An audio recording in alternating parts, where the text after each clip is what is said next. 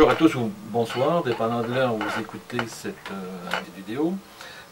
Aujourd'hui, on a décidé de vous parler de la gestion des configurations. Donc, 5 activités, 5 volets majeurs à l'intérieur de ça, qu'on va aussi parfois associer à des processus en tant que tels. Donc, je vous les donne dans l'ordre, on va les revoir de façon individuelle. Donc, planifier, identifier, contrôler, gérer les états et auditer, vérifier. Ça va, qui, chacune d'entre elles, vont apporter un élément essentiel dans la gestion des composants d'infrastructure. Donc la première, enfin, les deux premières ont ceci d'intéressant, c'est qu'elles ne sont pas récurrentes, ce sont des activités qu'on va faire normalement au début, lorsqu'on est dans la conception et dans la planification de la mise en œuvre du processus ou des processus en tant que tel. Donc la première qui s'appelle planifier, donc qui est vraiment la traduction littérale de l'anglais plan. Ce qu'il faut comprendre, c'est que ce n'est pas du planning qu'on fait, on n'est pas dans la notion de calendrier et tout, mais c'est bien de la stratégie. Donc ce qu'on va devoir faire à l'intérieur de cette activité, c'est bien de définir les politiques, la façon dont on va travailler, la façon dont on va fonctionner en termes de discipline. Ça va, donc c'est là qu'on va voir l'apparition, enfin, ou le lien très étroit avec le process owner, comme disent les anglo-saxons, donc le propriétaire du processus, qui sera un peu le commanditaire, le sponsor, la personne qui va un peu décider de la coloration qu'on va donner à l'intérieur de la gestion de configuration, ce qu'on va réellement en faire. Donc c'est lui qui va amener, lui ou elle, qui va amener le financement aussi à quelque part, qui va fournir les moyens pour qu'on soit capable de gérer correctement les composants d'infrastructure. Donc, planifier, on le fait normalement une fois, donc c'est vraiment de la stratégie en tant que telle, et je ne pense pas qu'on ait vraiment à revenir sur ce type de choses-là, puisque bon, ça complexifierait un peu l'élément. Le deuxième, ce qu'a-t-il appelle identifier, donc en anglais identify, qui est ce qu'il faut interpréter comme étant toutes les activités qu'on va faire de conception, de modélisation et de mise en œuvre de la CMDB. Donc de cette célèbre base de données qui va contenir l'ensemble des composants de l'infrastructure qu'on aura à gérer. Mais aussi, on va le voir, les liens, parce que c'est vraiment les liens qui font toute la force de ça.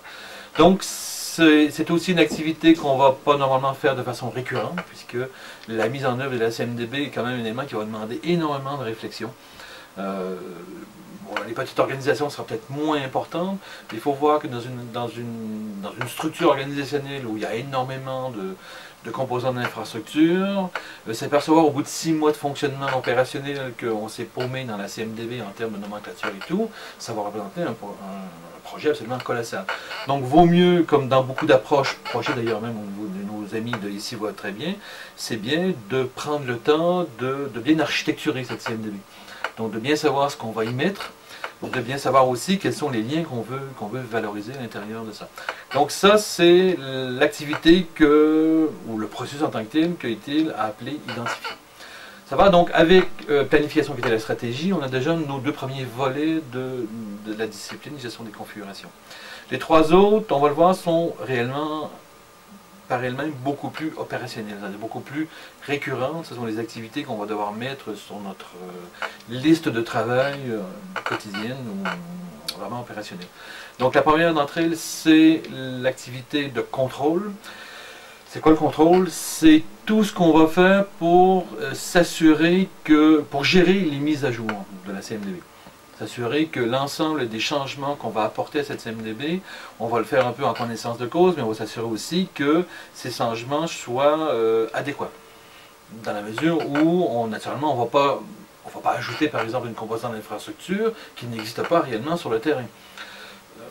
On n'en va pas vraiment le temps d'en parler aujourd'hui, mais on va voir que ça va être très très très relié avec la gestion des changements, mais aussi avec la gestion des mises en production. De telle façon que changement aura averti d'un changement qui sera apporté avec la prochaine mise en production, mais que le feu vert réellement pour la bascule au niveau de gestion des configurations, c'est-à-dire que la CMDB ne représentera plus, par exemple, l'ancien serveur truc-muche, mais bien le nouveau serveur lambda, c'est vraiment la gestion des mises en production qui va nous indiquer de la pertinence de la chose. Donc ça, c'est tout ce qui est contrôle. L'autre élément qui est intéressant à noter sur ça aussi, c'est que ça se rapproche d'une idée fondamentale, dit-il, qui était d'indiquer que seule la gestion des configurations, ou le responsable des configurations, le Configuration Manager, a autorité et a le droit de modifier la CMDB. On voit que c'est encore là l'idée de s'assurer qu'il y ait une seule porte d'entrée. si plusieurs personnes peuvent faire des mises à jour de la CMDB, il y a toujours un risque qu'on laisse passer des choses, c'est-à-dire qu'on fasse des modifications qui n'ont pas lieu de l'être. Ça va, donc encore là, la composante qui devait être mise en production, qui en fin de compte ne l'a pas été pour des raisons X, Y ou Z. Ça va, c'est le contrôle. La quatrième activité, et donc la deuxième d'un point de vue opérationnel, c'est ce qui a été appelé la gestion des états. Encore là, en quelques mots, il y a encore un élément de confusion énorme sur une terminologie anglaise, anglo-saxonne et française. Beaucoup d'auteurs français vont employer le terme de statut. C'est à quoi j'ai vraiment un certain nombre de doutes, parce que pour moi la notion d'état est beaucoup plus claire, parce qu'on parle bien d'état comme on va retrouver dans des machines de Turing, c'est-à-dire que chaque composante d'infrastructure se retrouvera dans un état X, et ne pourra pas avoir deux états en même temps. Et donc ça amène aussi la notion de cycle de vie associé à une composante d'infrastructure. Donc à l'origine, si elle est informatique, ben, elle aura été en commande jusqu'au jour où elle aura été éliminée ou enlevée de l'infrastructure, archivée, ou etc., etc. Et donc c'est important de savoir, et c'est un peu ça l'idée du processus lui-même de gestion des états, c'est la possibilité pour l'ensemble des personnes, l'ensemble des processus dans l'entreprise, de savoir exactement à tout moment l'état précis d'une composante. Ça, qui quand même avoir un intérêt très intéressant. Donc vous venez de passer par une interruption majeure, donc un crash qui a fait qu'après une inondation, toute l'infrastructure a été détruite, n'est plus utilisable, et puis vous êtes repassé après un certain nombre de mois par un retour à la normale. Et ben, vous avez les gens qui sont en, je sais pas, la mise en production, ou qui sont dans l'organisation, qui veulent savoir, tiens, où en est notre réseau. Puisqu'on avait un réseau national, donc on n'a pas tout remis en même temps, donc ça, encore là, c'est via la CMDB qui va être capable de savoir que, tiens, l'infrastructure de Bordeaux, c'est ce week-end qu'on la remet en place. Donc ils ne sont pas obligés d'appeler, il a juste à aller voir dans la CMDB, et normalement, dans l'entrée correspondant à la composante elle-même, ben, il y aura état en cours de réactivation ou en cours de remise à la normale. Donc c'est en gros ce qu'il faut faire aussi. Donc c'est drôle parce qu'on peut aussi revenir comme analogie avec la question des changements. Toutes les activités dont on vient de parler, surtout celles associées au contrôle et à la gestion des états, c'est rarement des équipes propres à la gestion des configurations qui vont les réaliser. À la limite, tout ce qu'on a besoin de faire dans ça, c'est entre autres une manière de DBA ou de gens qui vont faire que de la saisie, puisque la notion d'état, c'est pas moi qui vais la gérer. Lorsque la composante XYZ aura été mise effectivement en production, ben c'est la mise en production qui va me dire, mais voilà, on vient de la mettre en place. Et donc il y aura juste strictement moyen d'accéder à la base de données pour pouvoir le faire. Donc je n'ai pas besoin d'avoir 200 000 personnes pour gérer ce type de choses-là. Vous vous rappelez bien que c'est très différent, par exemple, que les équipes qui font la gestion des incidents, où là j'ai besoin d'avoir vraiment des gens qui sont dédiés à ce type de gestion. La dernière activité qu'on va retrouver, ou processus de façon plus globale au niveau de gestion des configurations, c'est ce qu'a été appelé l'audit et les vérifications. Encore là, rien de magique, puisque en anglais, audit, faut quand même le ramener à sa juste définition, ce n'est rien d'autre qu'une vérification d'audit. On a des connotations précises, mais n'allez pas plus loin que ça. Ce n'est pas une question de savoir si l'infrastructure est correcte ou non. C'est vraiment dans l'idée de vérifier et s'assurer de l'adéquation par rapport à la CMDB. Donc c'est quoi? C'est toutes les activités qu'on va faire pour, mais vraiment en deux mots, s'assurer que ce qu'il y a dans la CMDB est conforme à la réalité. Et en passant, ça va dans les deux sens. Donc il y a vraiment deux cas de figure, c'est-à-dire c'est l'entrée qui existe dans la CMDB décrivant, je sais pas moi, une imprimante, et qu'en fin de compte, sur le terrain, l'imprimante n'existe pas. Ou inversement, qui peut être parfois beaucoup plus grave, c'est-à-dire que j'ai une composante qui existe, qu'on utilise, mais qui n'est pas référencée dans la CMDB. Alors, je ne sais pas si vous voyez, donc ça peut devenir assez grave, puisque quelqu'un appelle pour dire que l'imprimante ne fonctionne plus.